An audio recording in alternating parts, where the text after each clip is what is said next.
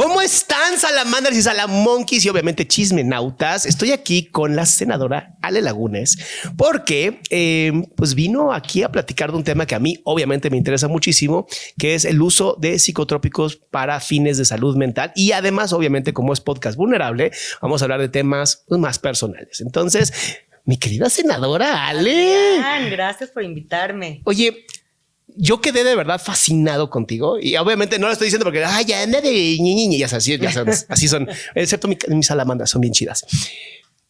Tú y yo estuvimos en un foro. Bueno, no era un foro, era como una plática. Me reía un poquito con Mayra porque decía, era demasiado whitezican. O sea, fue demasiado whitezican, ¿no? En la Condechi, hablando de hongos, ¿no? Estuvo muy bonito. El hielo también, no, sí, el hielo. Pero fue muy interesante porque esa plática, ¿no? Contigo como alguien que representa, pues, que no sé, el senador representa también al pueblo, según yo. Sí. ¿No? Sí, claro. Una fracción como muy fuerte, ¿no? Entonces tú vienes desde la parte de senadora, ¿bien? Luego tenemos a este Pepe, ¿no? Colombiano que estuvo con los presidentes o con uno o dos presidentes, no me acuerdo muy bien, ¿no? Hablando de su experiencia. Luego tenemos a Pau, que también le mando un saludo, ¿no? Hola, Pau. Que, o sea, su experiencia en años y años y años y años de psiconauta, de estudiar la mente, ¿no? Y luego yo, ¿no? Y ahí Adrián, no tenemos, necesitamos un tercero. Ay, no. Una salama. No. Qué bueno, como psicoterapeuta, ¿no? Pero a mí me sorprendió mucho que en el tema justamente de hongos y todo esto, tú hayas sido la que más habló de la parte de los pueblos originarios. ¿No? Porque como que todo el mundo hablaba de la onda de pues que el hongo y que la mente y que el espíritu. Y contigo veo esta parte muy puntual de, a ver, está padrísimo todo esto, pero tenemos en México, que es un país de verdad mágico, tenemos, creo que son 5, ¿no? Hay más, pero estos 5 pueblos originarios. Sí. Pueblos originarios. Pensé que los hongos que son endémicos. Son 5 pueblos originarios. No, que estos que llegaron contigo y te dijeron, a ver, o sea, esto que lo hayan hecho ilegal, ¿no? Nosotros lo hacemos antes de que ustedes llegaran, incluso de España. Blanquitos, ¿no? Y entonces de pronto es como, ok, según la ley es ilegal el hongo alucinógeno, ¿no? El famoso hongo psilocibe. Pero al final es natural, ¿no? Y no se usa. Bueno, no debería ser usado para las fiestas, ¿no? Se supone que es algo ritualista. Sí. Yo lo que quiero entender es cómo alguien como Ale, ¿no? Que además me puse a investigar un poquito sobre LinkedIn, ¿no? Que eres comunicóloga por parte del TEC de Monterrey. Así es. ¿No? Que además trabajaste años en comunicación, en todo lo que es publicidad, en ventas, trabajaste para Google, para Televisa, para MSN, para allá. O sea, ¿sabes? Es como, o sea, toda tu vida te has dedicado más bien a medios. ¿Cómo terminas en el trabajo de, ok, ahora vamos a también hablar de hongos? La vida, las puertas que abren, ¿no? O sea, yo estudio en el TEC de Monterrey, sí. Comunicación, pero como estuve becada, tenía que trabajar. Y trabajé en el departamento de Internet. El TEC de Monterrey fue el primero que trajo Internet en México. Soy generación 90-94. Ok. Entonces, Internet iba llegando a México y el TEC es el que hace un laboratorio de Internet. Entonces, fue como si hubiera estudiado comunicación con ingeniería, ¿sabes? O sea, una mezcla única. Y eso me abrió las puertas a trabajar con Ernesto Zedillo, o sea, desde el TEC, le hicimos la primera página de Internet que tuvo un presidente en México. ¡Órale! Y saliendo de la carrera, me contratan en el gobierno, en presidencia, para trabajar en comunicación social. Y era esta migración de la máquina de escribir a la computadora, el mail, ¿no? Entonces me tocó hacer esa transición dentro del gobierno de Zedillo. A ver, es que está muy interesante esto que estás contando, porque obviamente muchas de las personas que están viendo esto, ¿no? Pues son de una generación donde literalmente nacieron con un teléfono pegado a la mano. Pero los que somos más de 40, ¿no? Que conocimos Internet realmente, pues cuando empezó. Sí. ¿Cómo era antes la comunicación entonces social en gobierno? ¿Y cómo empieza a hacerse esta como... Porque a dónde, o sea... ¿qué había? ¿Algunos tipos de periódicos, routers, periódico, supongo? radio. No, y la comunicación era literal máquinas de escribir. O sea, cuando íbamos a las giras del presidente, teníamos que montar la sala de prensa y eran con máquinas de escribir. Y empezó esta transición de que ya empezaban a llegar con sus computadoras o teníamos que poner computadoras, del fax. Se usaba mucho el fax. Claro. ¿No? Y empezó la transición al mail.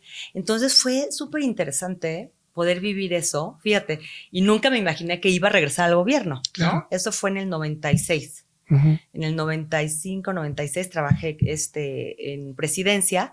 Cuando se pierde la presidencia, iba a entrar Fox. Claro. Fox. Entonces se cambia todo el equipo y salgo, iban llegando a México, Yahoo, AOL, ¿te acuerdas? ¿Cómo regalaban? ¿Te acuerdas? Regalaban CDs para todas partes. Eran los frisbees. Para usar el primer chat. Sí. MSN, que es Microsoft Alianza con Telcel. Después llegó Google y fue las empresas que yo trabajé. O sea, mi experiencia laboral durante muchos años fue en tecnología. En realidad fue en empresas de tecnología americanas, lo cual me dio una visión además como muy horizontal, ¿no? De mucha colaboración, como un mindset súper diferente, porque imagínate, estaban empezando y pura innovación, o sea, creatividad, innovación, gente de todo el mundo me tocó. Entonces, eso fue una de las cosas que ha marcado mi vida, ¿no? Ese paso por estas empresas de tecnología. Ok, pero a ver, espérame, porque tú de la universidad saliste a los 22, 21. Salí en el 94, soy del 71. Ay, vamos a hacer matemáticas, espérame, 23 entonces, más o menos. 23, 24. Sí, 24. Ok. ¿Por qué entraste a comunicar? O sea, entiendo que eres una mujer muy abierta, eres muy social, pero ¿por qué comunicación? O sea, eso me llamó la atención porque además me encanta. Tú entras a comunicación y luego terminas en tecnología. Sí. No, pero además yo lo que quería estudiar era ingeniería química en alimentos. Y luego había hecho examen y todo, pero me dan la beca de excelencia en el TEC, que es beca del 90%, beca. No, pues sí hay que agarrar. Y la verdad, sí, mis papás pues me dijeron, sí, claro, escoge algo en el TEC. ¿Y no tenían ingeniería en alimentos? Claro que no, ingeniería en alimentos no. No. Ingeniería química no la tenían en el TEC Estado de México. Me hubiera tenido que ir a Monterrey. Y ya me quedé. ¿Sabes que a esa edad dices, pues ya entro a donde están mis amigas, que es comunicación? Y entré a comunicación. Pero la vida me dio la oportunidad de sí estar muy metida como en ingeniería, ¿no? Sí. Wow. Entonces tú estás en toda la transición de lo análogo a lo digital. A lo digital.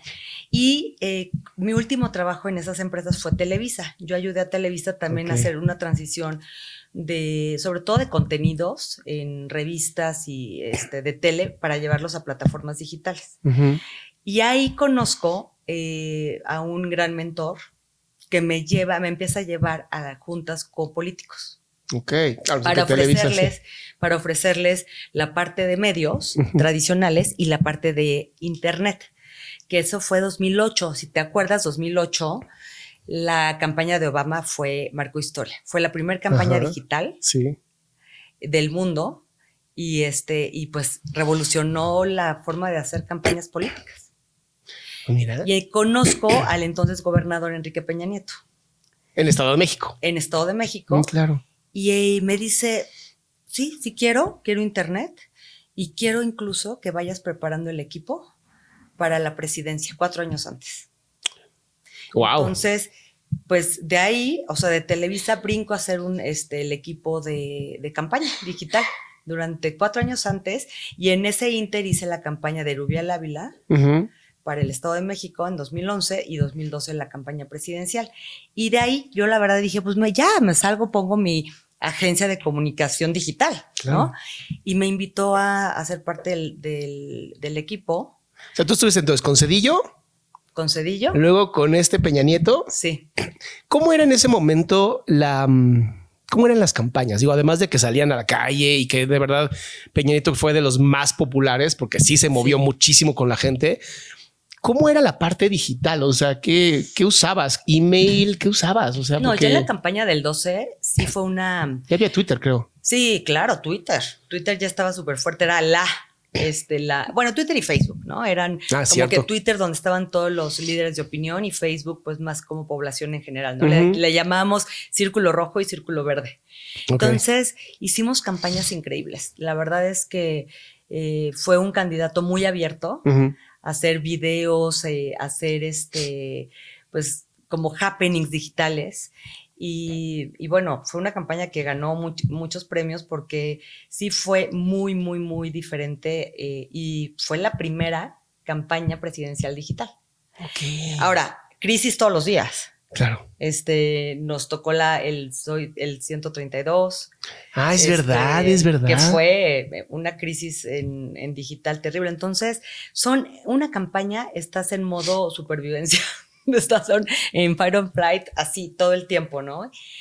Pero es una adrenalina impresionante también. Y más cuando ganas, ¿no? Bueno, sí. O sea, creo que esa es la clave. Y de ahí, entonces me invita, fíjate que yo tengo como que durante la campaña organicé un evento de estrategia digital. Okay. Durante campaña. Y le llevé tipo TED Talks, le llevé como a expertos en temas digitales. Fue un eventazo. ¿Pero lo hiciste para quién? Para Peña. Para el candidato Peña Nieto. O sea, ves que van eventos durante su campaña y yo organicé un evento. Se me ocurrió. Ya entendí. O sea, era un evento para la gente en donde él iba a estar y van a ver profesionales, expertos. Expertos en temas digitales. Ok. Y lo cual es muy innovador porque no había. Lo cual es muy innovador. Y terminando el evento, alguien me dijo, eres brillante. O sea, de comunicación ya estás hablando de política pública. Yo dije, pues sí tienes razón. Ganamos la campaña y me invita a hacer la Estrategia Digital Nacional para México. Wow. Entonces entro al gobierno reportándole directamente a él en Presidencia de la República y para poder tener como este tema transversal, ¿no? Porque una de las propuestas era haz una secretaría de tecnologías de la información y comunicación. Algunos países lo tienen. Y me dice, la verdad es que estando en presidencia, sí les puedes manejar transversalmente a todas las secretarías, que era la idea. Entonces entré a presidencia, o sea, de la campaña me voy a gobierno a hacer política pública. Sí. Entonces, fíjate, brinco de comunicación a comunicación política y luego a política pública y hago la Estrategia Digital Nacional, que estuvo en el Plan Nacional de Desarrollo como un habilitador transversal. Digitalizar el país, digitalizar el gobierno. Eso fue lo que hicieron ustedes entonces. Sí, nosotros hicimos el sitio único, el GovMX, hicimos toda la política de datos abiertos, hicimos pues concentramos las compras de tecnología para tener mucho mejor poder de negociación, pero fue una política de hicieron Comprasnet y todo eso. Sí, claro. Sí.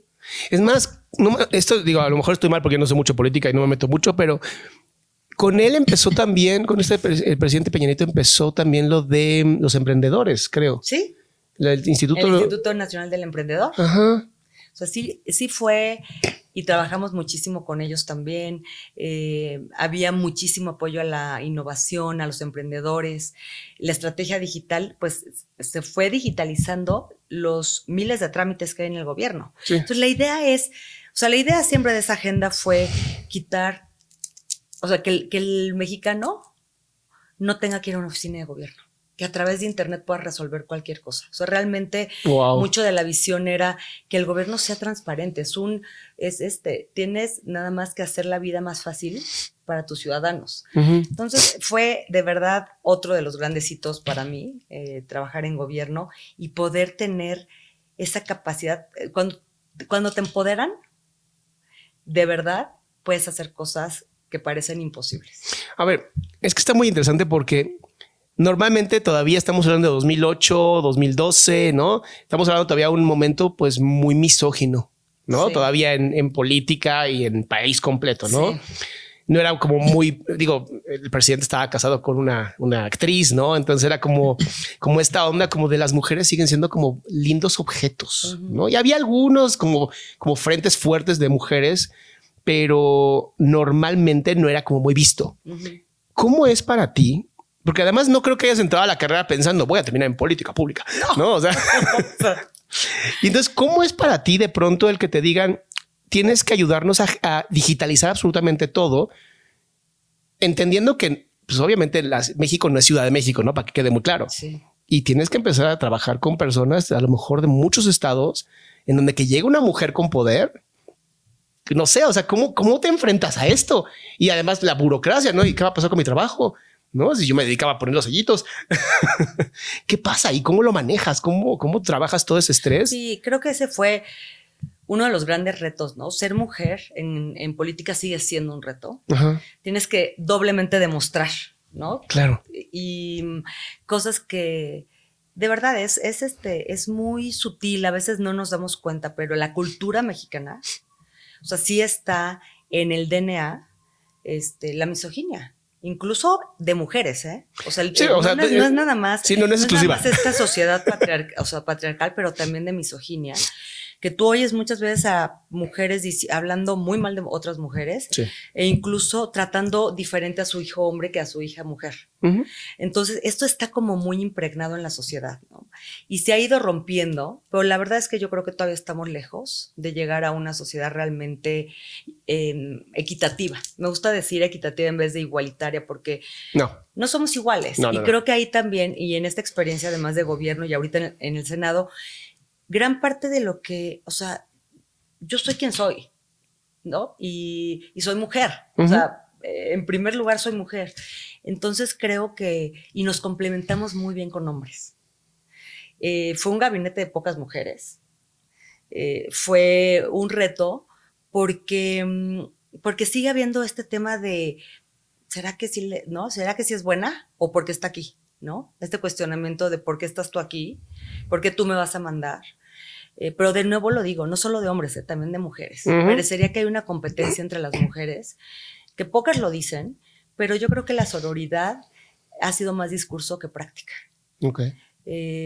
Cuando dejemos de hablar mal de otras mujeres, cuando dejemos de juzgar a otras mujeres, sobre todo con sus vidas personales, ¿no? Y sexuales, que además generalmente se va por ahí, ¿no? Y la sororidad es realmente contener y ser una red de apoyo para impulsar. Y obviamente, yo conozco muchos círculos de mujeres así, pero parece que traemos un chip a veces en política de que estamos compitiendo por el mismo puesto, ¿sabes? Claro. Con este tema, además de las cuotas, creo que, o sea, han puesto a las mujeres a competir. Y lo cual es a veces tremendo, ¿no? Porque puede ser muy agresivo. Uh-huh. ¿Cómo sobreviví? La verdad es que con mi trabajo, siendo yo... Pero ¿cómo lo manejabas? Porque de pronto pasa esto, ¿no? Que de pronto te dicen así como, ¿y tú por qué? ¿No? ¿O con quién estuviste? O sea, ¿cómo manejas no sé cómo llamar, la resistencia, ¿no? ¿Por qué voy a tomar órdenes de ti? Yo creo que ahí radica y puede ser que se lo tengan que agradecer en gran parte a mis papás, la resiliencia. Okay. Porque muchas veces de verdad me sentaba llorando, decía, ya no puedo más. O sea, ya me salgo. A ver, puedo trabajar afuera en cualquier lugar. ¿Qué además? A ver, seamos honestos. Con 2 bebés, con 2 niñas además. ¿no? Eso también te iba a preguntar. A ver, seamos honestos. Tú empiezas primero con la parte de gobierno, uh-huh. Estado de México. Uh-huh. No, olvídate Cedillo ya. Vámonos a la parte ya del Estado de México. ¿Ahí estabas embarazada o todavía no? Está embarazada. No, ahí ya tenía Roberta. Ok. Tenía 3 años Roberta. Y en 2010 está embarazada de Carol. Ok, entonces empiezas con toda la parte de Enrique Peña Nieto, gobierno, preparándose para la campaña presidencial, luego tienes la de Rubiel, luego ganan, luego tienes los 6 años del presidente. ¿Estás hablando de 10 años? Llevo 15 años trabajando en política, porque empecé en 2008. Ok, entonces vamos desde ahí, ¿no? Sí. Son 15 años en donde trabajar en política es el único trabajo que yo conozco que yo creo que se puede asimilar a los médicos. Sí. Es 24 horas. 24 horas. Ok, entonces desde 15 años trabajando en esto, ya con una hija de 3 años, que de por sí es difícil, sí. Embarazada, trabajando en política presidencial, lo que significa, y más en comunicación, que es todos los días, a todas las horas. O sea, no hay un momento donde las noticias paren o los eventos paren. Entonces tú tienes que estar todo el tiempo. No para, además. Exacto. Además, Internet no tiene horario, ¿no? Sí. Entonces, y creo que, tengo que preguntar, ya estabas casada, supongo. Sí, me casé en 2006. Entonces, casada, con una hija embarazada. No entiendo cómo lo manejaste. Sabes que a veces me dicen, ¿cómo manejas tu tiempo? Sí. Y de verdad. Deberías escribir un libro de cómo manejar tu tiempo perfectamente porque, es que yo no lo entiendo. No lo pueden creer. O sea, yo le di a Roberta 3 años y medio pecho. Ok, hace libre demanda. Sea, libre demanda hasta los 3 años y medio. O sea, llegaba y se paraba y me... No, así de... No. Compañeros, o sea, imagínate, además, o sea, le pude dar a mi hija 3 años y medio, a Carola 2 años. Vivo muy cerca de Los Pinos, entonces iba a la casa 2-3 veces al día, así de rápido a verlas, a abrazarlas, a darles de comer. Tuve gran apoyo, de mis papás. Mis papás se jubilaron para cuidarme a las niñas y se cambiaron vivíamos en Lago de Guadalupe y se cambiaron para acá para cuidarme a las niñas. Dijeron, a ver, o sea, ocúpate tú. Pero igual estabas presente, o sea, eso es lo interesante. Presente. Es que eso es lo interesante. Que igual estabas. Que fue un acuerdo entre Rafa y yo, mi esposo, porque él también entró a la política. Imagínate. Y yo creo que por eso además duramos, porque entendíamos cómo es. O sea, 24 horas es 24 horas, 365 días al año. Pero los dos estábamos igual. Ok. Entonces, el acuerdo fue los fines de semana o los momentos que podamos es calidad con las niñas. O sea, viajes con las niñas, o sea, realmente es un tiempo de calidad. Entonces, te empiezas a volver muy eficiente con tu tiempo, que es lo más importante que tenemos en la vida, el tiempo. Entonces, de verdad, me organizaba para hacer todo, ¿no? O sea, entonces estaba haciendo la política pública, pero también la comunicación digital del presidente, imagínate, ¿no? O sea, que eventos, pero también mis hijas. Entonces, lo pude hacer y de verdad el aprendizaje es hazlo. O sea, claro. Da el paso para adelante, es día por día, el elefante se come de cachito a cachito. Si tú ves así, o sea, si tú te dicen, esto va a ser, dices, no. A ver, yo quiero saber eso, porque ese manejo de estrés que tú tienes, lo he visto en pocas personas. Y digo que podemos aprender algo, ¿no? De salud mental. Cuando había estos momentos donde decías, no encuentro salida, estoy desesperada, no encuentro salida, ya emocionalmente ya te drenaste. ¿Cómo haces para evitar este colapso ansioso de no y explotar? O cómo lo manejas? ¿Cómo sabes que lo que a lo mejor mañana se va a resolver? Porque tengo mis cosas, mis herramientas que me dan centro, que me dan balance, que me permiten recargarme. Okay. Y yo creo que sin eso, no, estaría o medicada o empastillada o hubiera terminado con alguna enfermedad gravísima, porque de verdad sí, fíjate que me pasó después de la campaña del 12, me da neumonía. Wow. Terminanditito, y eso que ganamos y todo, neumonía. Y me decía el doctor, la neumonía da cuando baja el sistema inmune. O sea, la neumonía no te da cuando estás fuerte.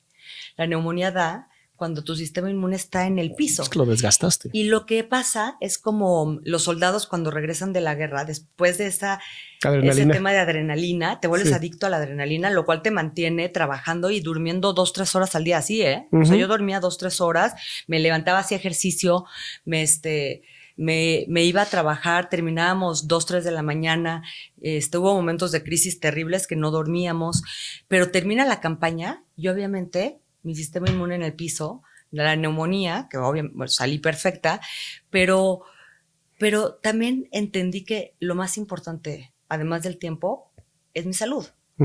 Entonces tengo estas cosas que me dan muchísimo centro, que me dan balance, que me equilibran y de verdad me dejan seguir no como, y fíjate que el día que yo vea este trabajo como sacrificio o como que me pese, no es para mí, ¿no? Lo tengo que dejar.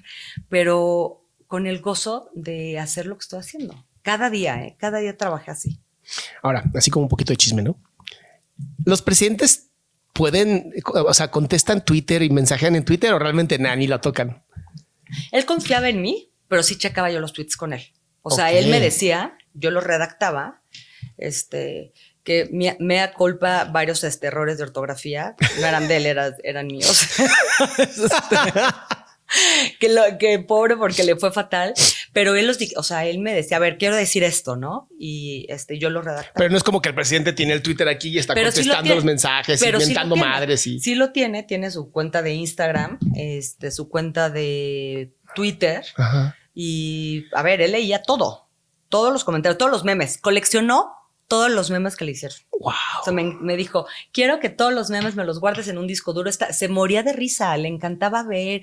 Necesitamos leer. ver si podemos entrevistar a Peña Nieto, porque esa capacidad de poderte reír Sí. de tanto odio. Sí. No, es impresionante. ¿Cómo lo haces? O sea, es de las personas que más admiro. De verdad, tiene un poder de resiliencia, o sea, súper racional, la piel de grueso. Y él entendía muy bien, o sea, él hizo todo lo que podía hacer. sí. Y yo creo que algún día se le va a reconocer. Se le va a dar crédito Ojalá. a lo que hizo. Oye, Ale, una pregunta. No, ahora bien, yéndonos a la parte de tú trabajaste mucho tiempo para gobierno, pero hay un punto donde de pronto dices, ahora yo también quiero ser parte del gobierno, ¿no? Te vuelves diputada, creo. Me vuelvo senadora. No, es que diputada entró mi esposo. Ajá. Entonces Rafa entró como diputado. Y luego, Y de ahí, Rafa también entra al gobierno. Ok. Él fue secretario de Medio Ambiente, también en la administración mira, de Peña. ¿tú lo conociste dónde a él? Yo lo conocí, yo trabajando en Microsoft, Ajá. en MSN, y él en Pfizer. Ok, y luego, o sea, O sea, ¿cómo se mezcla eso? Sí, o sea, porque yo le iba a vender a Pfizer y él era mi cliente. No. Yo tenía novio, yo duré 13 años con mi primer novio. Ajá. Y él tenía novias. Bien, Rafa, ¿qué onda, amigo? Y cuando termino me invita a salir. Cuando terminas. Con mi novio de 13 años, Rafa me invita a salir y ya. ¿Pero tú le contaste cómo terminar con mi novio? ¿O cómo fue que Sí, dijo? nos llevamos mucho. Ah, ok, porque sí, dije así. No, de- y si era como medio, seguía mi Investigándola. vida así, o sea, si era como. Y un día le dije, algo me dijo y le dije, no, ya terminé. Y dije, ay, pues vamos a salir. Y empezamos a salir. Ok, entonces ahí se conocen. Tú entras después a la campaña ya de Erubiel Ajá. y él ya estaba en política. Él ya era diputado. Pero ¿por qué pasó de Pfizer a política? Pues porque, la verdad, porque el gobernador Peña, Ajá. no se lo dio, le dio el lugar, le dijo, ¿te interesa? ¿Te interesa la política? Le dijo, Rafa, me encanta. Y entró. Tú tienes que tener gusto por eso. No, tienes que tener pasión Sí. por la política. Sí, es no. un tema de pasión, ¿eh? O sea, cada célula de tu cuerpo te tiene que decir sí. Sí, porque si no, de verdad, mis respetos. O sea, Sí. eso es una cosa que yo no podría. Entonces, él entra como diputado, luego se va a secretaría y entras tú como suplente En la diputación. de diputación. En la diputación. ¿Qué estuviste que como? No, pero yo no. O sea, o sea, yo nunca entré a la Cámara de Diputados. O sea, yo era suplente, pero nunca entré. O sea, Rafa sí se echó los 3 años de diputado Ok. y de ahí ya ganamos la campaña y se fue a la Secretaría de Medio Ambiente. Y tú te quedas en comunicaciones digitales. Yo me quedo, no, yo en 2012 ya entro a gobierno. Ya soy la estratega digital nacional. Ya política pública. Pues ahí estuviste 100% ahí. 100% en presidencia. Y luego, ¿cómo pasas? Porque de Peña Nieto pasamos a AMLO. La campaña a AMLO. Yo me salgo en 2017 de presidencia para hacer la campaña de Pepe Mid. Oh, lo siento tanto. Sí. Yo también, la verdad, lo siento, no sabes qué nivel de persona. O sea, Se ve que es un hombre demasiado inteligente, pero brillante. algo pasó ahí. Pues que no, yo creo que el presidente López Obrador ya traía muchos años de campaña. Había mucho enojo social con el PRI, con el PAN. Y pues, o sea, se sumaron muchas cosas, la verdad. Sí. O sea, sí, 30 millones Sí, porque de votos. creo que Mid es economista o financiero. O, Es economista. ajá, como que es, bueno, creo que está dando clases en Harvard, una cosa así, es ¿no? no sabes el nivel. Es una la pistola el señor. inteligencia y la sencillez de él y de su familia. Es una. Ojalá le decimos todavía, aviéntate, Pepe. Él dice, no, ya no. No, gracias. Yo ya estoy Pero viejo sería para esto. Un gran presidente. Oye, entonces. Hago la campaña de Pepe Ah, y después de la campaña de Pepe, me voy al Senado. Como plurinominal, es decir, no tuve que hacer campaña para entrar al Senado. ok. Soy de lista. Ujú. Entonces entré al Senado. ¿Y tú querías? Sí. Ok. ¿Por qué al Senado? O sea, ¿cuál es la diferencia entre senadurías y diputaciones? O sea, ¿cómo podemos decir esto hace un diputado, esto hace un senador? Porque entiendo que luego votan aquí, pasan para acá y luego ustedes dicen que Casi no. todas las leyes se hacen en una cámara, o sea, en diputados, y pasan después, cuando se votan, como revisión. A revisión al Senado. Y al revés, ¿no? Por ejemplo, diputados hace presupuesto y nosotros somos cámara revisora. Ok. ¿No? Y al revés también, o sea, nosotros, por ejemplo, todo el tema de relaciones exteriores son facultad del Senado. Las relaciones con otros países, entonces ahí, por ejemplo, escogemos embajadores, cónsules, todo este tema de organismos autónomos también. Ok, o sea, es como un poquito más en grandes escalas y diputaciones son como más en pequeñito, ¿no? Más representación. Pues a ver, hay 500 diputados, 128 senadores, ¿no? ¡Wow!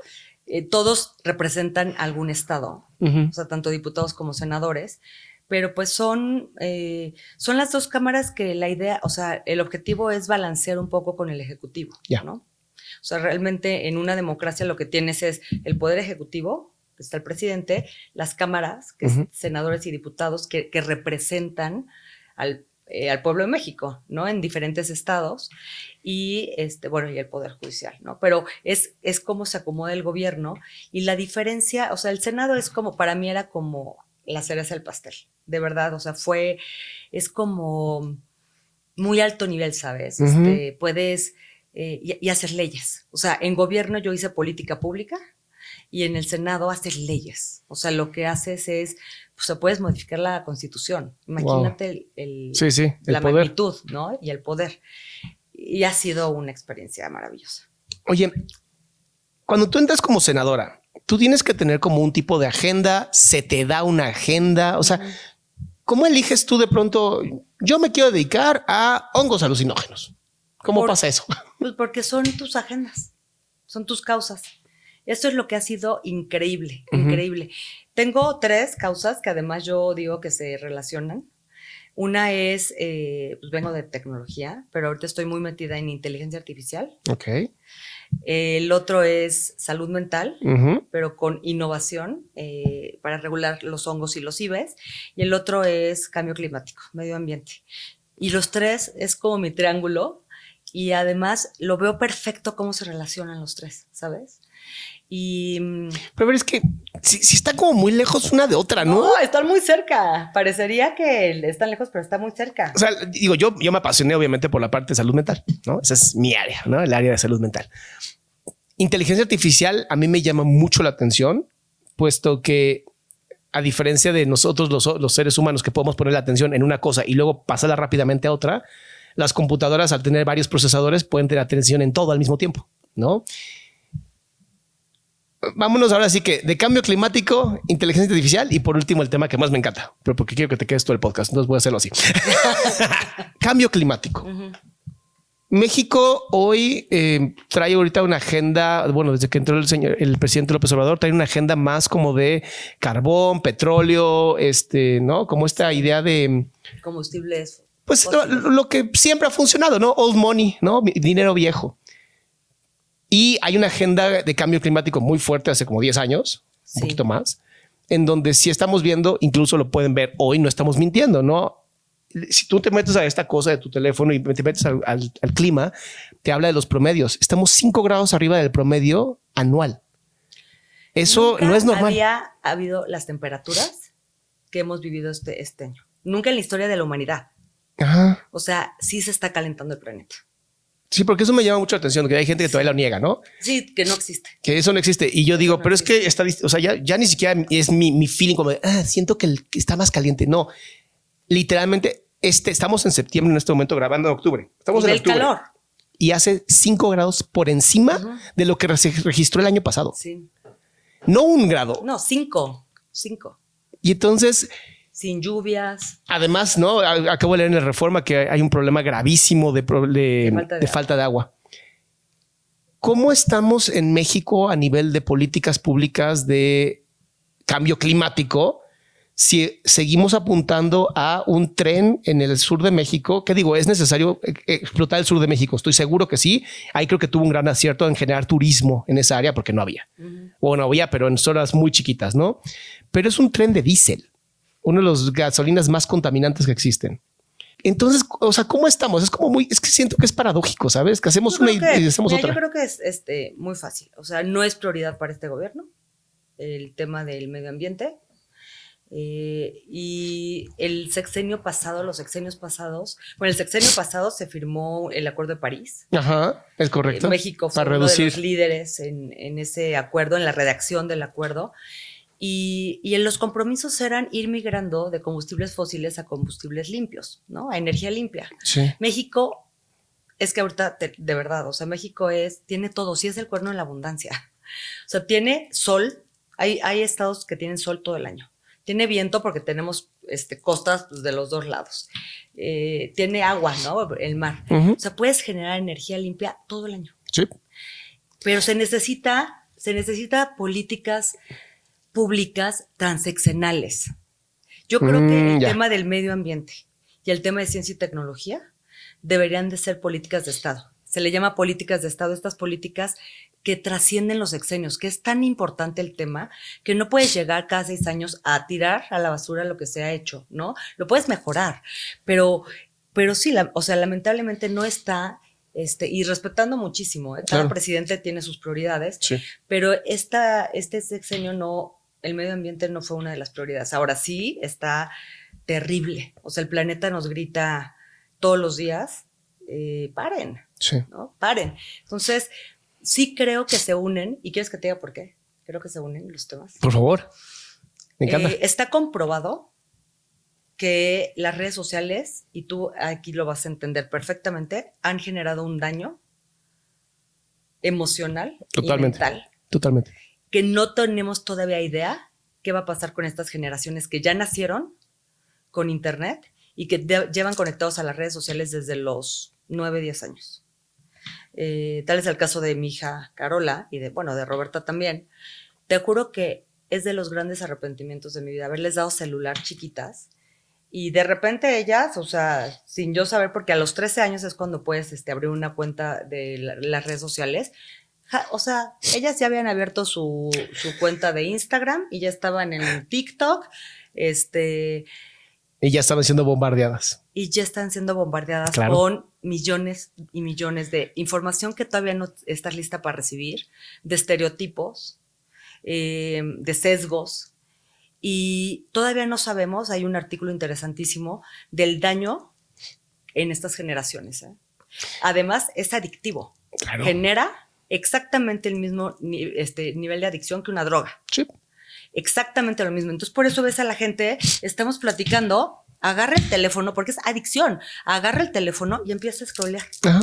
Nada más, porque sí, porque necesita su dosis de dopamina. Así es. Entonces, ahí está, ¿no? O sea, ¿cómo se relaciona inteligencia artificial con salud mental? Todo. Porque la inteligencia artificial va a transformar la forma sí realmente es una quinta era. O sea, la humanidad lleva 4 eras. 4 eras, pero así muy marcadas. De que se rompen todos los, las instituciones políticas, las creencias y religiosas, la social, todo. La económica, todo se rompe y nace algo nuevo. Estamos en este momento. O sea, se llama la quinta era, es la era de la disrupción, porque todo va a cambiar. Ahora, con esta hiperconectividad, ¿qué va a pasar con la salud mental? Si no estamos centrados, si no estamos conectados a nosotros mismos y al planeta. Entonces, ahí es donde está la conexión. No hay forma de sobrevivir lo que viene, de verdad, O sea, de seguir siendo humanos, de seguir teniendo el corazón abierto y de seguir volteándonos a ver con ¿no? O sea, con común unidad, o sea, comunidad, porque las máquinas vienen. Ah, no, claro. O sea, las máquinas vienen. O sea, la singularidad, le llaman la singularidad a la unión del humano con la máquina. Y viene ya, va a pasar. Si no estamos centrados en nosotros mismos, en equilibrio, en balance, sabiendo que somos y de verdad en comunidad, las máquinas, sí veo un escenario apocalíptico, ¿sabes? Apocalíptico. Que yo te diría que ya está ahí, que ya está presente el escenario apocalíptico. Una estadística muy interesante que acaba de sacar el Pew Research muestra que la generación baby boomer era 0.8% de las personas que se entraban en algún tipo de rango de diversidad sexual. Luego vienen los generación X, esa aumentó a 2.1. Que es la mía. Ajá. Luego la de hoy, la Gen Z, generación Z, estamos hablando de un 21%. Y obviamente hablar de un 21% en diversidad sexual está hablando de problemas de identidad. Sí. Que digo, no tenemos nada que ver con la parte del LGBT, ¿no? Eso no importa. Eso es un área completamente diferente. Estamos hablando de no saben qué quieren o quiénes son. El aumento en ansiedad en adolescentes fue casi del 300% después de pandemia, lo cual es una locura. Es una locura. ¿No? Porque tú me dirías, es que en nuestra época pues no había celulares, no te podían grabar como para cuando haces una estupidez, que hicimos varias, créanme, ¿no? Y pues no había esta forma como de rechazo social mundial. Hoy hay un rechazo social mundial que te odia. O sea, no es que te odia tu comunidad, es que te odia el país entero o el mundo entero, dependiendo de qué hiciste. Sí. ¿No? Y no estamos ni siquiera capacitados para soportar el odio de miles de millones de personas. Oye, te voy a dar un dato. Te ves preocupada con ese dato. Que me choqueó. Es que tengo hijas. Es que ahí te va. Hubo un evento en ONU, el evento más grande, hace 2 semanas. Y comí el otro día con una amiga que trabaja en Korn Ferry y me decía que fue un evento paralelo, pero de muy, muy alto nivel. Los expresidentes, CEOs de empresas, todo. Y estaba una, me parece que la de marketing de Pinterest. Ok. Hablando de cómo se equivocaron. O sea, imagínate la humildad de decir, nos equivocamos. Porque pusimos una red social perfecta. Todo era perfecto, ¿no? Desde abrías tu refrigerador, o sea, perfectamente acomodado, tus closets perfectamente acomodado, tu cara, el maquillaje, los cuerpos, o sea, era una red social perfecta. Era lo que Instagram no logró. Fíjate, ahorita lo estás diciendo, es lo que Instagram no logró. Pero fíjate qué interesante. Hicieron un estudio. Niñas de entre 13 a 30 años, el 45% en algún momento de su vida había escrito en una servilleta la intención de matarse, de suicidarse. Y eso lo saben porque lo publicaron con un pin, algo así.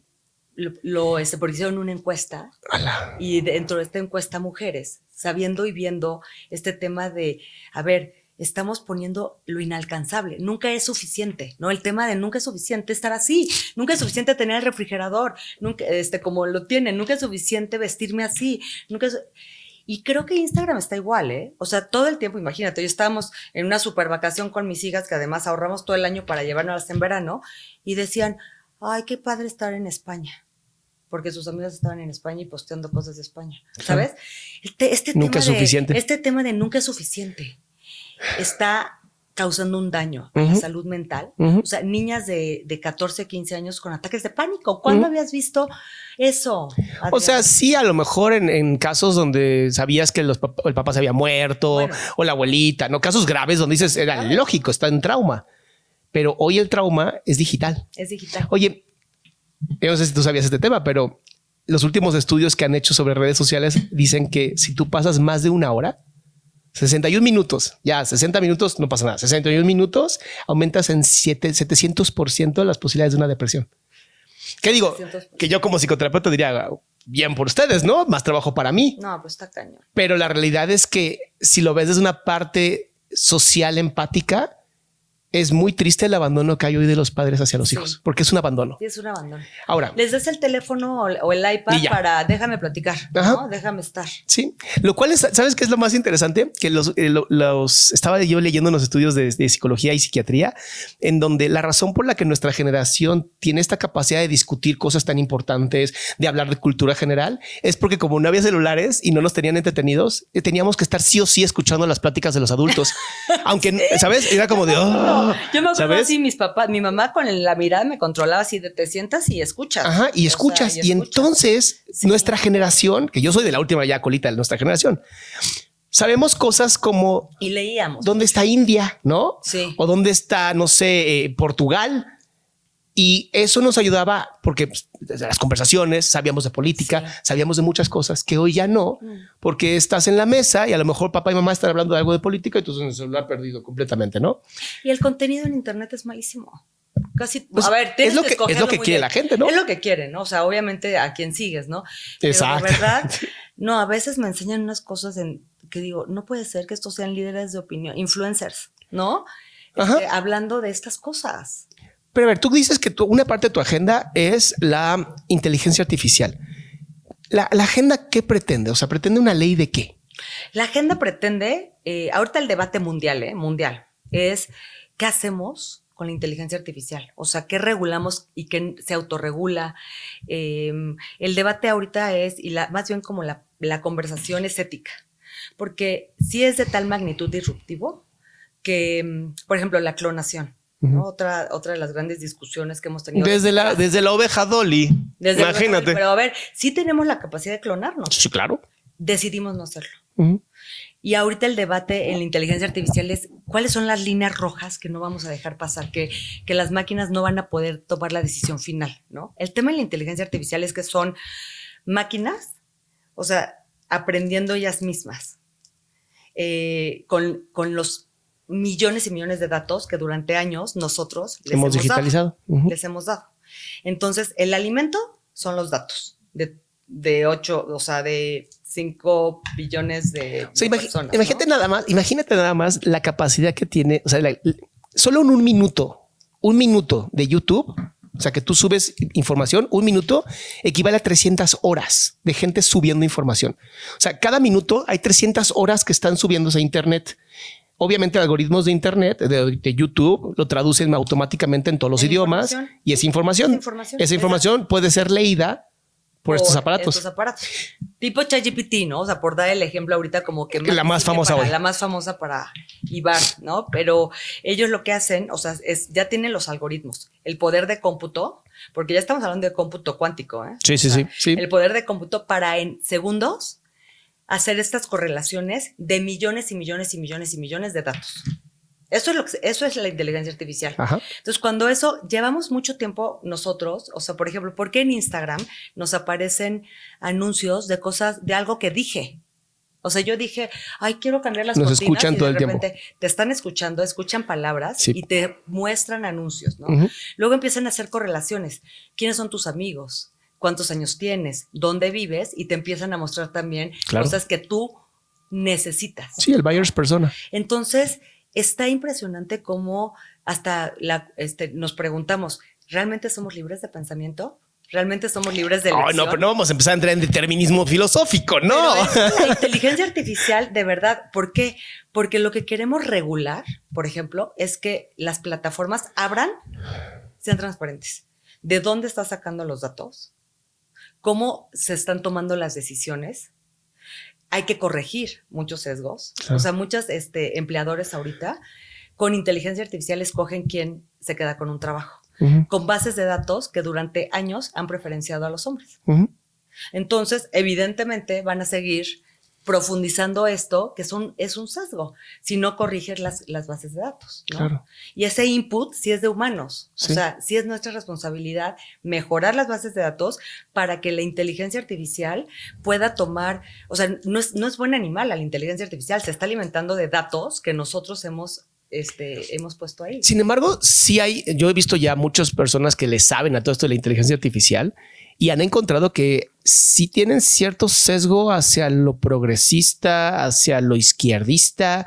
Lo han hecho incluso pruebas y es muy interesante cómo si tú le pides a ChatGPT, ¿no? Eso lo vi no me acuerdo con quién, pero lo vi. Le pidieron que hiciera todo un tema en pro del aborto y dijo que no. Dijo, no, mira, aunque es un tema muy complicado, bla, bla, bla, no. Pero hazlo en pro de la vida. Y dijo, no, ese tema tampoco, ¿no? Pero como que te da ciertos datos aquí. Y es muy interesante porque si tú te pones a pensar, ¿quiénes son las personas que más generan contenido? Son las personas que tienen cierto tipo de agenda que no está en el Vox Populi. Claro. Mira, hay 2 bloques de desarrollo en inteligencia artificial, Estados Unidos y China. Wow. Esos son los 2 bloques ahorita. La carrera tecnológica y económica está en esos 2 bloques. Ok. Pues ahí está, cualquier empresa, ¿no? Meta, Google, TikTok, Tesla, bueno, o sea, ellos dominan ahorita el tema, las aplicaciones de inteligencia artificial, con millones y millones de usuarios. Sí. O sea, millones y millones de usuarios. El 85% de los desarrollos de inteligencia artificial están hechos por hombres blancos. Qué raro, ¿no? Y de Silicon Valley. Blancos. Y de la mitad del, o sea, del norte del mundo, pues, sí, de la mitad para arriba. Sí. Imagínate, estás dejando fuera razas, lenguas, creencias. A ver, estás dejando afuera a la mayor parte de la población. Pues sí. Sí, o sea, si nos vamos a pasar a la población blanca es como el 30%, 40%. Y ahora, China, pues, tiene otra filosofía, ¿no? Entonces, tú dices, es que... Bueno, ellos ya tienen personas digitales, o sea, tú no puedes sacar un empleo si tienes cierto nivel digital, o sea, como un tipo de moneda digital. Vean Black Mirror si se quieren asustar. Impresionante lo que está haciendo China. Sí. Ellos sí tienen un plan nacional de desarrollo de inteligencia artificial. Le están inyectando impresionante a esto como su estrategia para el progreso del país. Entonces, esos son los dos bloques.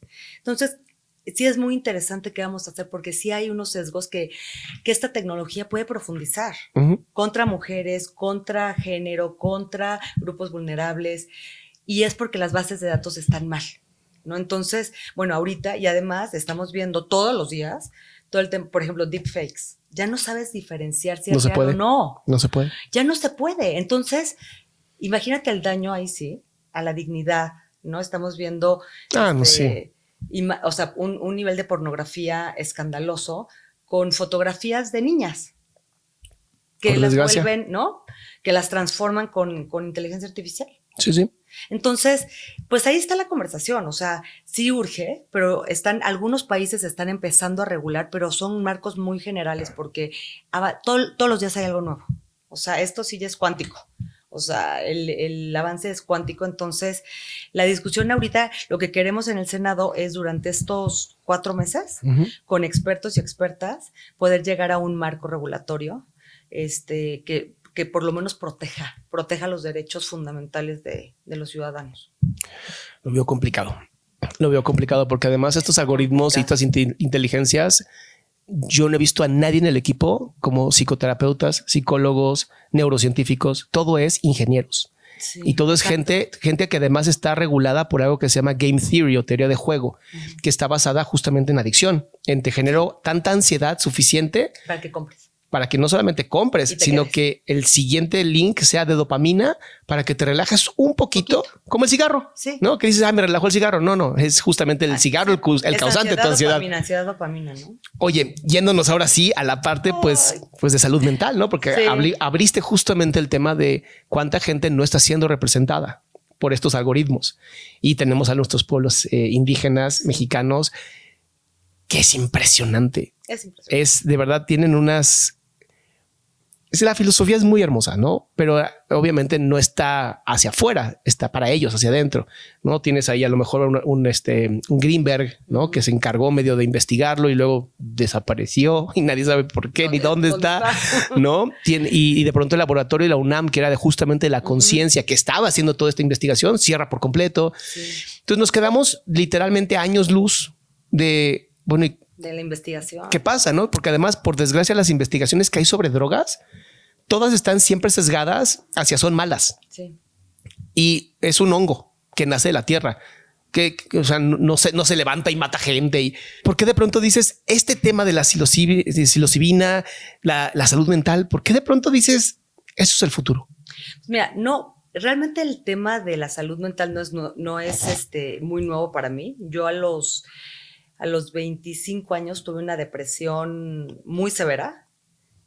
Me morí, o sea, tuve experiencia de muerte, pesaba 34 kilos. Wow. Mi corazón se paró, me tuvieron, o sea, me regresaron. Y me acuerdo perfecto de ese momento, ¿sabes? O sea, sí viví la experiencia de muerte, regreso. Y durante 5 años estuve en todo tipo de terapias. Todo tipo, mis papás, imagínate, o sea, no me soltaban. Hice todo tipo de terapias. Estuve con antidepresivos y ansiolíticos durante esos años. Y a los 30, un primo me dice, oye, te invito a una ceremonia de ayahuasca. Y yo así. Oh, la madre, se fue directo a lo bueno. ¿Qué es esto? ¿No? Y yo soy muy nerd. O sea, yo sí estudio Investigaste. investigo. Pues me compré el libro de Tikal y Tikal. Ese De no lo Alexander conozco. Shulgin y Anne Shulgin. Ok, no lo conozco. Que fueron a ver, o sea, grandes investigadores de los psicodélicos. Ok. Está impresionante los libros. Y dije, y empecé a leer, ¿no? Toda esta, a ver, estaba hablando de hace 22 años casi. Imagínate. Vino un abuelo del Amazonas a dar la ceremonia y tomó ayahuasca esa noche. Es tan complejo de explicar lo que pasa, pero al día siguiente cambió mi vida. 180 grados. Así. Wow. Haz de cuenta que voltearon, como, ¿sabes que dicen que la luna no es que no esté llena, siempre está llena? Es la iluminación, ¿no? O sea, por eso la ves en partes. Y fue como si de repente me iluminaran todo, ¿no? Y pude verme así completa. Y bueno, o sea, vi pues lo que muchos sabemos, ¿no? O sea, me vi como parte del todo, vi que soy puro amor, agradecí a cada célula de mi cuerpo y la sané. Vi que la razón de mi depresión o de mi ansiedad no tenía ningún sentido y que más bien lo que tenía que hacer era hacer cosas, ¿no? Okay. O sea, moverme del lugar, dejar el drama, mi drama, o sea, era una decisión mía. No era culpa de nadie, o sea, dejar la victimización. En ese momento dejé de ser víctima, le di la vuelta al drama queen y me volví responsable de mi vida. Y lo que me había pasado de chiquita lo volví una fortaleza. Wow. Y eso pasó con una experiencia, una ceremonia de ayahuasca. A mis 30 que años. yo sí quiero poner como muy claro lo siguiente: es una experiencia única.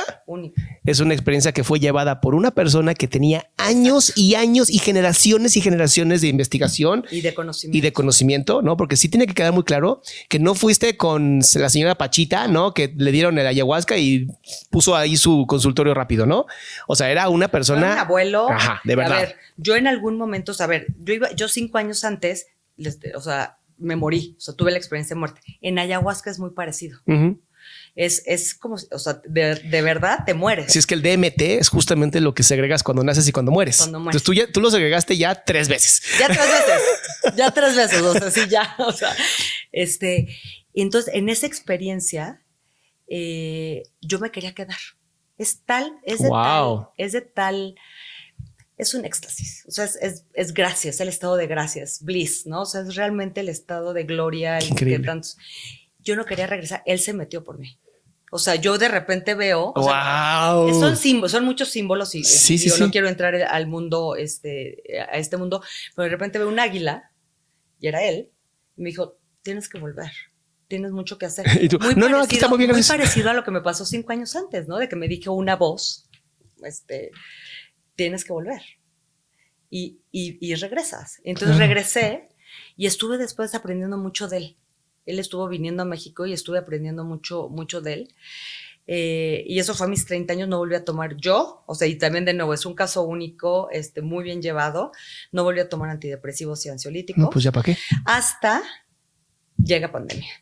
Me caso, tengo hijas, feliz, todo lo que platicamos antes, ¿no? De tecnología me voy a campañas, a gobierno. Llega la pandemia y empecé a volver a sentir lo que había sentido. ¿Ansiedad? Ansiedad. Uy. Ataques de pánico. Pero ataques de pánico de que mi esposo, o sea, me tenía que abrazar para contenerme. O sea, no podía respirar y, o sea, ataques de pánico. Pero ya era senadora, ¿no? Ya era senadora. ¿Y ya estabas trabajando sobre las leyes de salud mental y todo esto? No. ¿Todavía no? Todavía no. ¡Wow! Se pone mejor el chisme. Es que fue ahí. Y ahí, ese año que estuvimos, además no veníamos al Senado, todo era digital.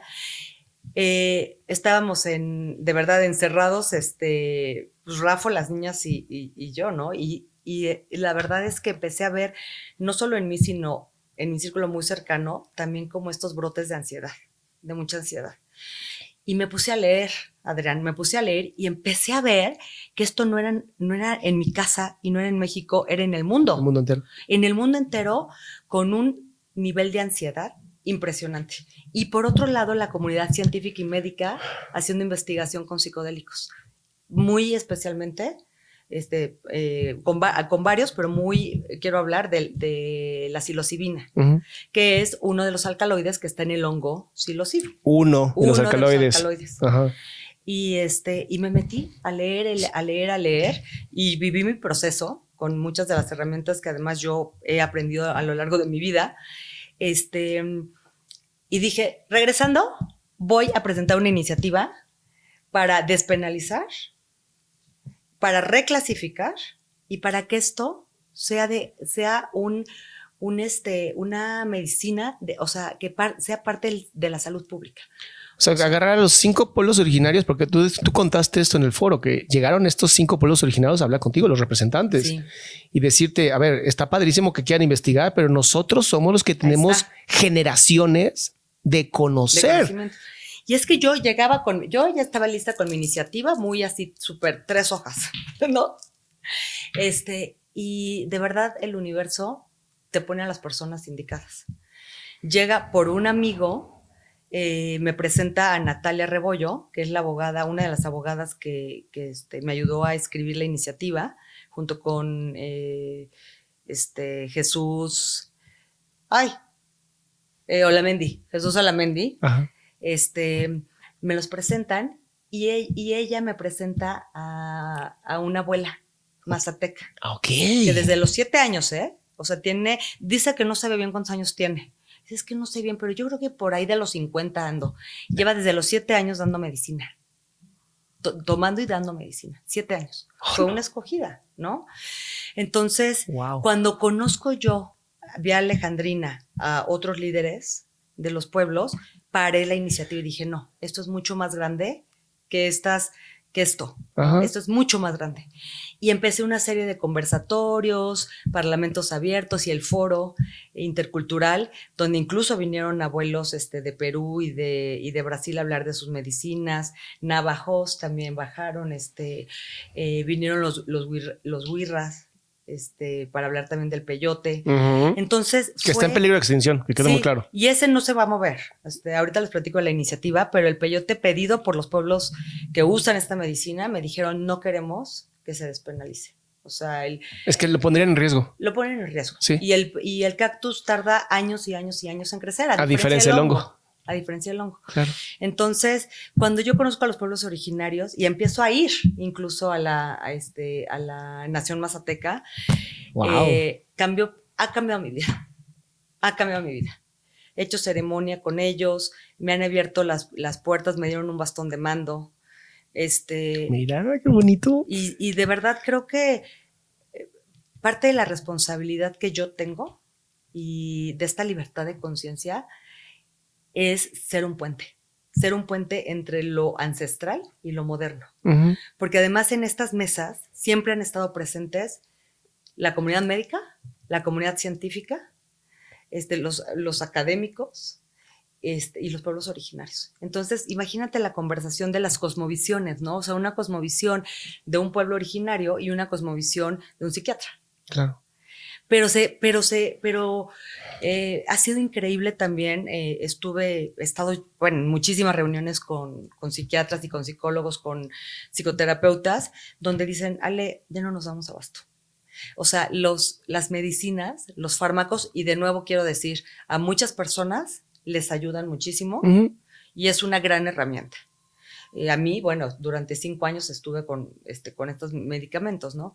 Pero algo pasó en nuestros cuerpos después del COVID, que sí pasó, que quedó muy alterado el sistema nervioso, ya sea porque te dio o por la vacuna, pero sí quedó alterado el sistema nervioso. 60% de la población a nivel mundial tiene efectos post-COVID, sí, el sistema nervioso. Sí. Y los psiquiatras dicen, o sea, cada vez hay más y más. Tú tienes el dato mejor que yo, pero me parece que es 4 o 5 de cada 10 pacientes con depresión ya son resistentes al fármaco. Acaba de salir un nuevo medicamento justamente para eso. Ajá. El problema que tenemos en la comunidad, digo, yo no soy psiquiatra, que quede muy claro, ¿no? Pero pues me llevo mucho con psiquiatras porque trabajar como psicoterapeuta te ayuda, ¿no? Y primero salió los metaestudios donde dicen la verdad, no sabemos por qué hay gente que se deprime. ¿No? Empecemos por eso, ¿no? Que no sabemos realmente la causa exacta de la depresión, lo que hace que sea aún más complicado el tratamiento de la depresión. Sabemos que los medicamentos solitos funcionan en un 30%, lo cual dirías, de 10 personas, solo 3 les funciona, es bastante malo. ¿No? Acaba de salir una nueva versión del medicamento que aumenta como un 40 y tantos %, pero seguimos hablando que hay 6 personas de cada 10 que se están quedando con una resistencia al medicamento. Sí. Y los pueblos originarios sí saben por qué da depresión. Ok. O sea, es por eso es que estos puentes y este tejido, o sea, durante 2 años tejimos de verdad, o sea, se bordó una cosa maravillosa. Los pueblos originarios, a diferencia de la biomedicina, de la medicina moderna trata el síntoma. Sí, totalmente. Tienes ansiedad, tómate una pastilla que te va a hacer que baje tu ritmo cardíaco, que te tranquiliza. ¿Te cura? No, no te cura. Te anestesia. Te anestesia. El antidepresivo es lo mismo. Te trata un poco el síntoma. Sí, ¿no? totalmente. Los pueblos originarios dicen que somos seres emocionales y físicos. Y tenemos una mente, ¿no? O sea, y trabajan ellos con los 3 cuerpos. Qué maravilla. Con el cuerpo físico, mental y emocional. Y entonces, cuando tú haces una ceremonia con esta cosmovisión, ellos llegan a la raíz. Y por eso es que muchas veces con una sola macrodosis o una ceremonia o una sesión con un terapeuta que tenga conocimientos de estas medicinas, algo pasa, porque algo es como llegar hacia el nudo y que de repente lo jalas y se deshace el nudo. Así es. Porque es la causa lo que ellos tratan. Y entonces sí es mágico. Sí. Por eso le llaman los hongos mágicos, porque sí puede llegar porque sí es mágico.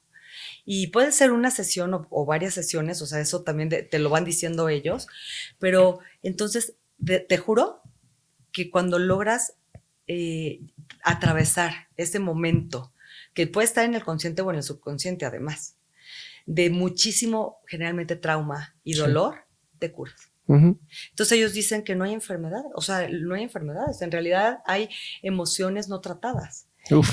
¿No? Emociones no procesadas. Emociones Totalmente. No procesadas. Sí, sí. Las emociones están para sentirse.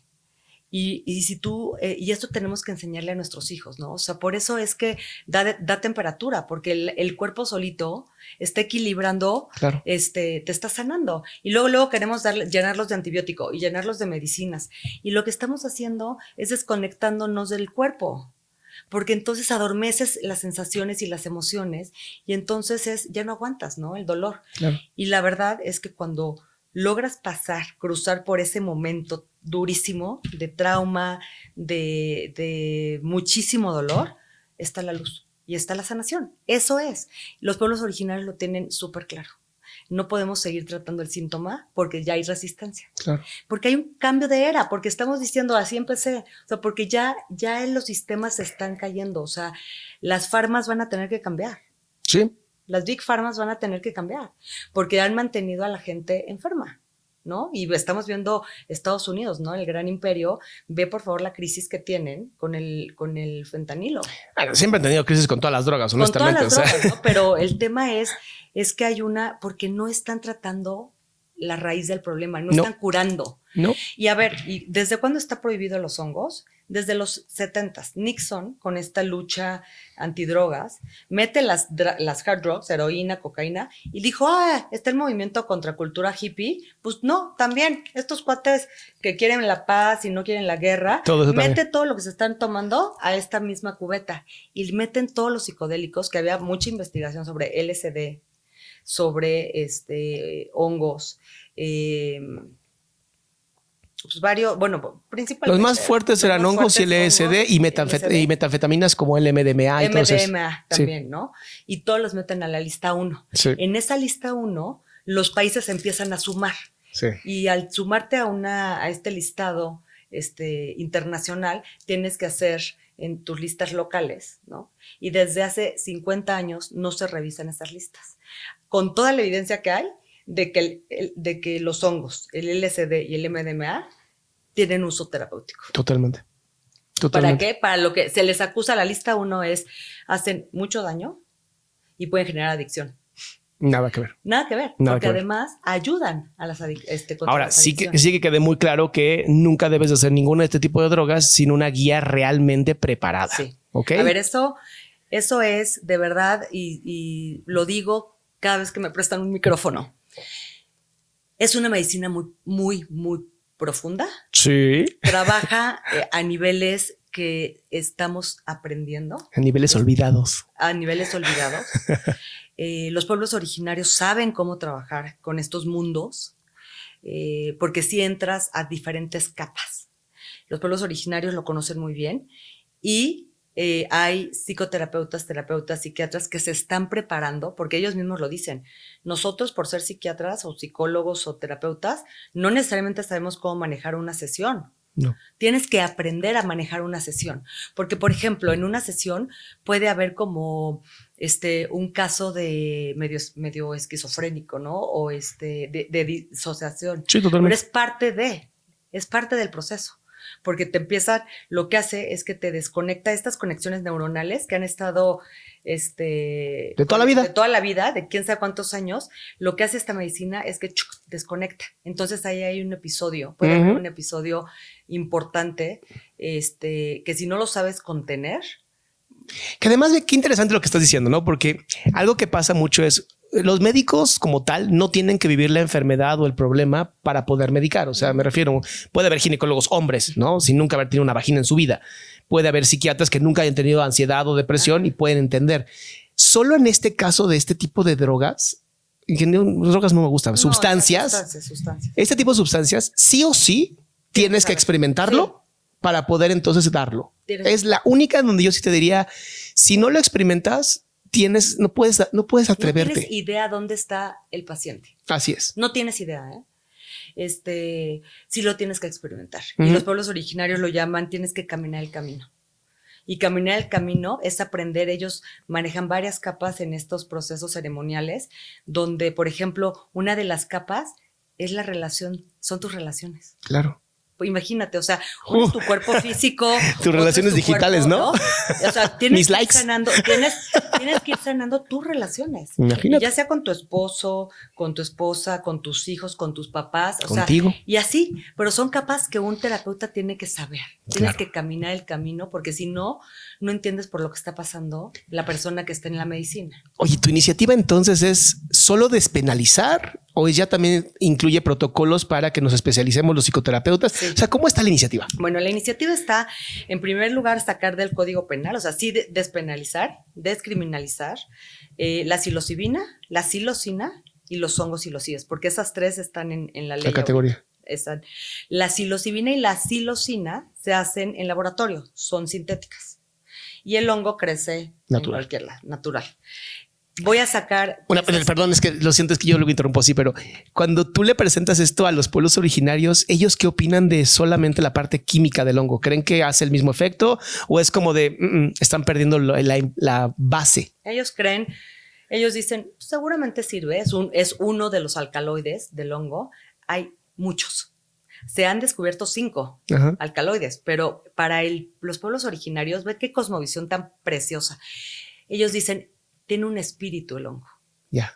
Y ese espíritu del hongo llega de cierta tierra, de que crecen en cierta tierra, que esa tierra ya está bendecida, trabajada, con la lluvia. Por eso es que en verano es tan importante para ellos, las lluvias y los truenos. Cuando pasan estas cosas, el espíritu impregna el hongo. Mira. Cuando tú haces en laboratorio la psilocibina o la psilocina, ellos dicen, sí está sirviendo, porque hay ya muchísima información científica de que funciona, que está funcionando, pero para ellos la medicina es el espíritu que está en el hongo.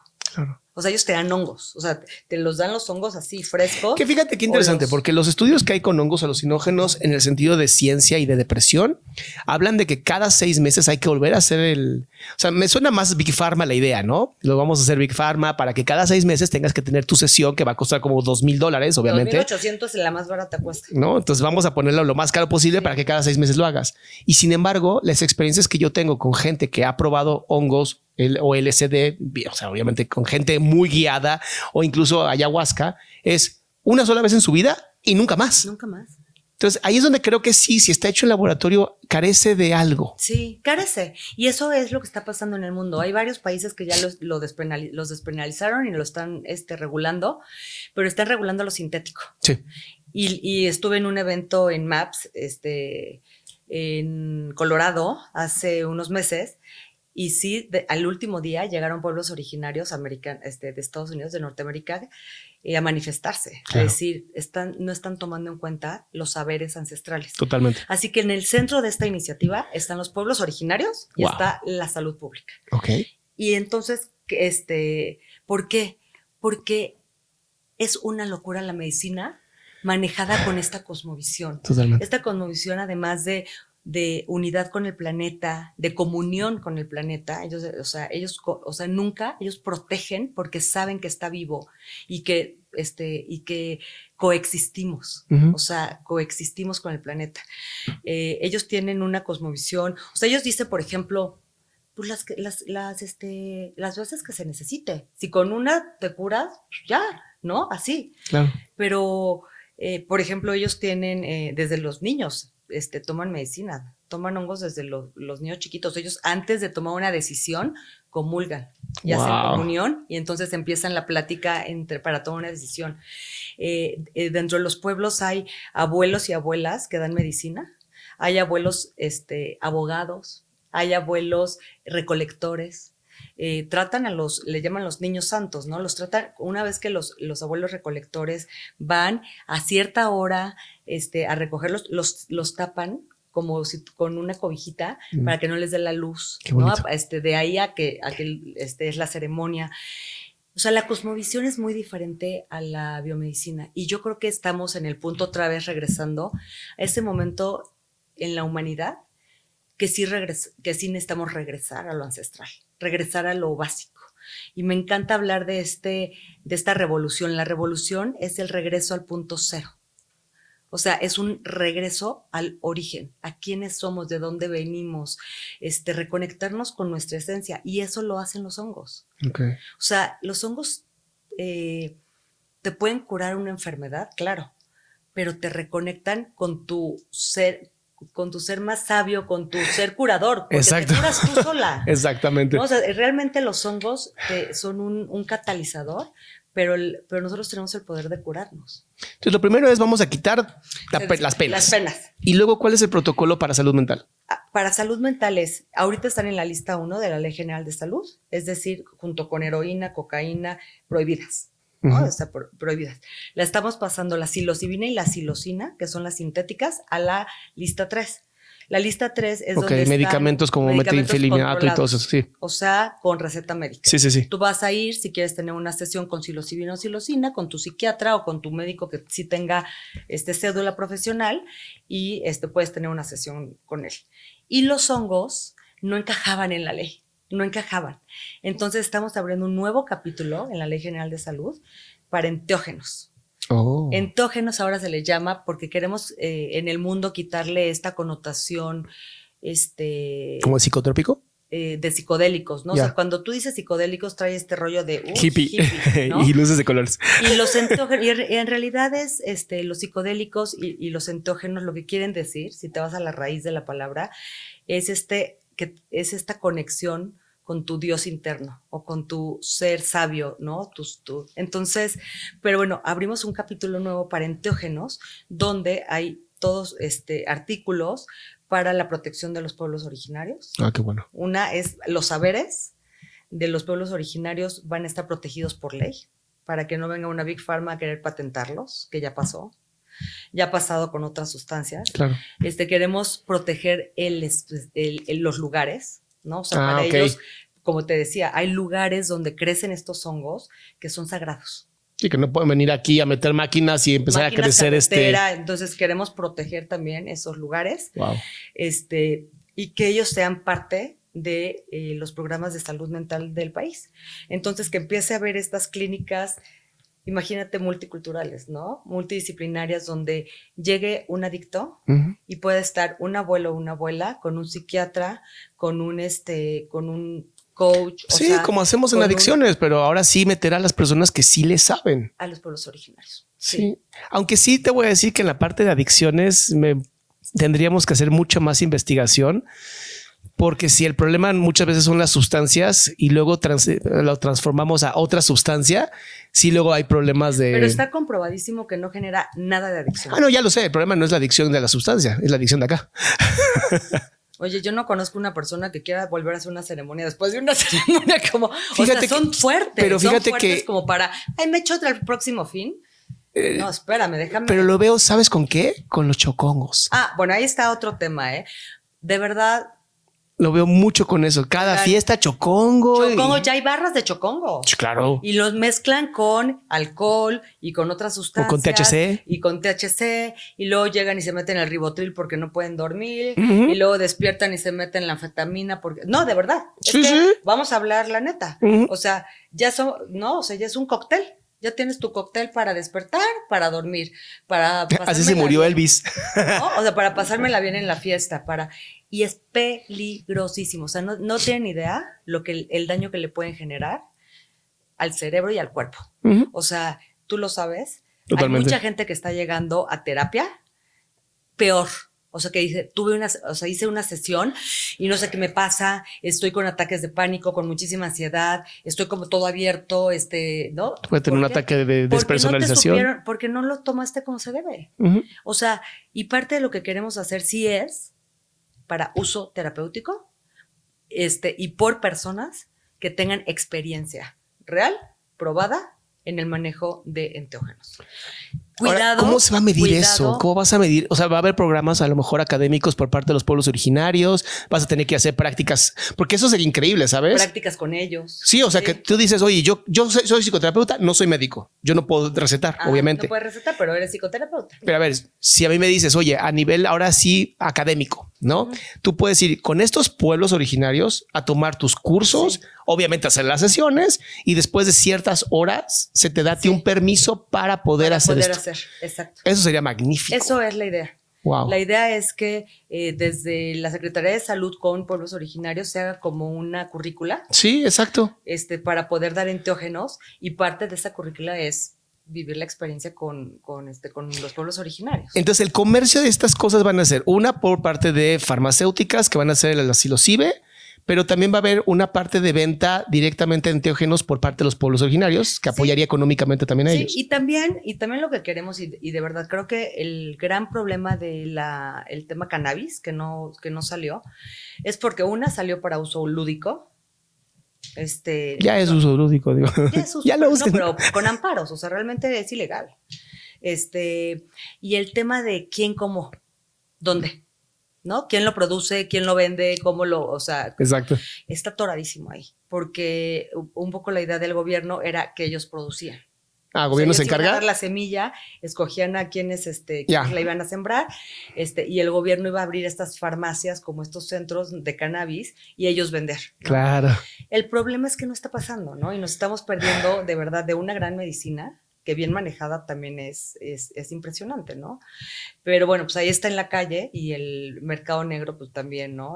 Aprovechándose de eso. No, y hay que entender que el problema de que no tengamos regulaciones a nivel de drogas es que nunca sabes la calidad del producto. Sí, que es un poco lo que pasa con los vapers, ¿no? O sea, no sabes qué te estás fumando, no sabes el chocongo, ¿sí trae hongos o más bien ya le mezclaron cosas para que sientas algo? O sea, y sientes un rush y sientes algo, pero a lo mejor trae anfetamina, trae cocaína, trae fentanil. O sea, a ver, es la realidad, ¿eh? O sea, sí, tú no sabes qué te estás metiendo y de verdad ahí sí creo que empecemos a ser responsables de todo lo que entra a nuestro cuerpo, de lo que consumimos, desde qué vemos, qué escuchamos y qué ingerimos, sobre todo cuando estas medicinas van al cerebro. O sea, yo de verdad a mis hijas toda la información, o sea, tu cerebro no se ha acabado de desarrollar. Si fumas marihuana ahorita, hay un daño real neuronal. Totalmente. ¿No? Y así con los hongos, o sea, tenemos que ser muy responsables. Yo creo que no puede haber chocongos. O sea, es una falta de respeto a una medicina, es una tecnología muy profunda que mezclada no te sirve y al contrario te puede dañar. Totalmente. Sí, porque además mucha gente lo hace solo. Solo de fiestas. No, o sea, Ay, Dios en mío. fiestas, ¿no? Estás abriéndote a una expansión de conciencia en una fiesta, en una peda, ¿no? Entonces, sí creo que debemos ser muy, o sea, muy responsables con lo que estamos consumiendo y es una invitación de verdad, o sea, la regulación lo que hace es que puedas, tengas información, ¿no? O sea, a ver, microdosis, bueno, ¿cuánto es? Y, ¿sabes? Y que los doctores puedan tener acceso, a investigación, porque ahorita no se puede hacer investigación. También la ley lo que va a permitir es que podamos hacer mucha investigación con hongos, que en el mundo no se está haciendo con los hongos. Entonces vamos a hacer mucha investigación con hongos, hay varias universidades y centros, y la otra es que ustedes tengan acceso a producto de mucha calidad para poder recetarlo, ¿no? Y poder darlo. Ya está redactada la ley, ya está puesta en pleno. Ya se presentó. Se presentó el miércoles. ¿Qué sigue ahora? Se fue a las comisiones y en las comisiones los equipos técnicos la revisan así letra por letra. También tiene que dar su punto de vista el gobierno. Okay. Regresa al Senado, se va al pleno y se vota. Okay. O sea, una vez ahí se vuelve dictamen, ¿no? Una vez que las comisiones dicen, ok, ¿no? Está en la Comisión de Salud y de Puntos Constitucionales, no, de Asuntos Legislativos. Y de ahí, ya que está lista, le pueden hacer algunas modificaciones. Mucha de mi chamba ahí es sentarme con ellos a explicarles, porque de verdad es súper compleja. Se va al pleno y ahí sí todos los senadores la votamos. Si pasa, se va a diputados. Okay. Y es el mismo proceso en diputados. O sea que posiblemente este año sepamos si pasa o no pasa. Ok. Pues. Y necesito de todos ustedes, de verdad. ¿Cómo podemos? Porque sí, ¿cómo podemos apoyar? Porque sí es un tema que a mí sí me interesa. Yo creo que. Y las salamandras también, obviamente. Hablando. O sea, a mí por eso de verdad no pierdo oportunidad cada vez que me invitan a hablar de este tema, porque hay mucha desinformación todavía. El tema de los chocongos está generando mucho ruido, sobre todo, por ejemplo, los papás, ¿no? Dicen, pues, mi hijo llegó peor, hizo una sesión con no sé qué y llegó fatal. Entonces creo que un mal caso puede echar a perder toda la iniciativa, de verdad. Claro. Y es el futuro de la medicina. Así lo veo. O sea, esto es el futuro de la medicina, porque cada vez le encuentran más y más propiedades, no solamente para depresión resistentes, para ansiedad, para estrés postraumático, para trastornos de alimentación, para adicciones, para Alzheimer y Parkinson. También y Parkinson. Sí. O sea, le están encontrando muchísimas propiedades. Entonces, mucho de lo que quiero es informar. O sea, no parar de hablar para que la gente sepa y presionen a sus senadores y diputados a que la voten a favor. Esto se necesita. O sea, ¿cómo se hace para presionarlos? Porque sí necesitamos hacerlo. ¿Qué hay que hacer para presionarlos? Por redes, o sea, de verdad están las listas en la página del Senado, ahí están con aparte de sus arrobas, y de verdad decirles, necesitamos que pase esta iniciativa. ¿Esta iniciativa cuándo se tiene que votar? O sea, si quieres yo te puedo ir avisando. Yo espero que sea de aquí a diciembre. Que se pueda dictaminar y votar. Sí, porque sí creo que es importante, sobre todo la comunidad que tenemos nosotros, que es de salud mental. Sí es un tema que yo sí quiero que se vote a favor, y si es necesario que le mandemos a los 100 y tantos senadores y a los 500 diputados voten a favor de esto. Favor. Y cartas ayuda mucho también como que se organicen sectores, ¿no? O sea, por ejemplo, ¿a poco si llegan las cartas? No, pero es que ya, bueno, o mails, ¿no?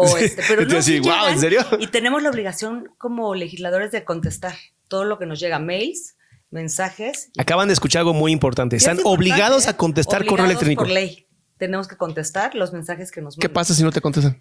Pues hay ¿Puedes ir como a una siguiente agencia o como sí, okay. O sea, no, sí hay un tema ahí, me parece que administrativo, y aparte, bueno, a ver, el tema es que, o sea, nos debemos a ustedes. Claro. Entonces creo que suma mucho que a nivel sectorial también apoyen esta iniciativa. Sí, totalmente. O sea, los psiquiatras están completamente a favor, estuvieron sentados en la mesa, los terapeutas también, sabiendo que pues se tienen que preparar más, ¿no? Y que sí es necesario también para quitar los charlatanes. Hay mucho Hay mucho charlatán también. Luego si quieres te invito Cuidado. para hablar de eso, porque sí es un tema de ley que de verdad no está regulado. No está regulado. Y ahora ya cualquiera que tuvo una experiencia dice, tuve un llamado y ya voy a dar ceremonias. Ah, sí, Voy a sí, hacer, sí. ¿no? Pasa mucho, ¿no? No, pasa mucho. Y ya cada fin de semana en su casa tienen ceremonias con mezclas. Aparte le están mezclando. Entonces ya dan hongos con ayahuasca. O ayahuasca con no sé qué, con sapo. Fíjate que, digo ya para ir cerrando, pero justo un caso que tengo gravísimo de una persona con adicciones que ahorita está en despersonalización completa, literalmente fue ayahuasca, hongos y luego DMT fumado.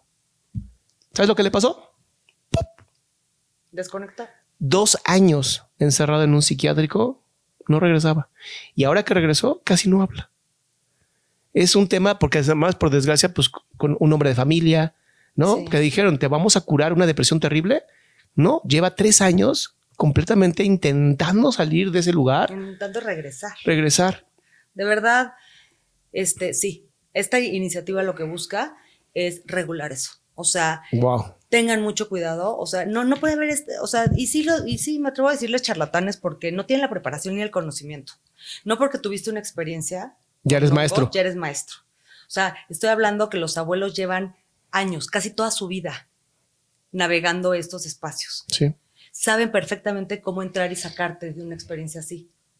O sea, ¿por qué estás pasando? Y entran a tu energía y te sacan, ¿no? O sea, trabajan. Es impactante, Es impactante. Y la idea es que los terapeutas aprendan esto, uh-huh. Pero ve el daño que puede causar. Entonces, sí, la iniciativa lo que busca es regular quién puede dar. Wow. Pues aquí tienen mis queridas salamandras, mi querida Alejandra, de verdad. Ay, qué placer, Adrián. Se me fue. La verdad es que nos hablamos un poquito más de lo que dijimos, pero qué impresionante. O sea, qué bonito es hablar contigo. Tu apertura, tus redes sociales, ¿no? El verte trabajando siempre. Me encanta que además tu vida como senadora está alineada perfecto, tu vida como familia, tu vida como mujer. O sea, que no te has perdido, ¿sabes? Y hace poquito vi un video que hiciste en Instagram que me encantó de todo lo que haces, cómo caminas para todas partes, subes escaleras, bajas escaleras. Eso es algo que, porque además tu vida es una vida congruente, ¿no? Sí. Entre la salud mental, la salud física, la salud intelectual, ¿no? Y eso creo que no está todavía bien empujado a nivel nacional y creo que eso es un referente magnífico. Es que sabes que parece como que está prohibido ser humanos. Ajá. En la política, ¿no?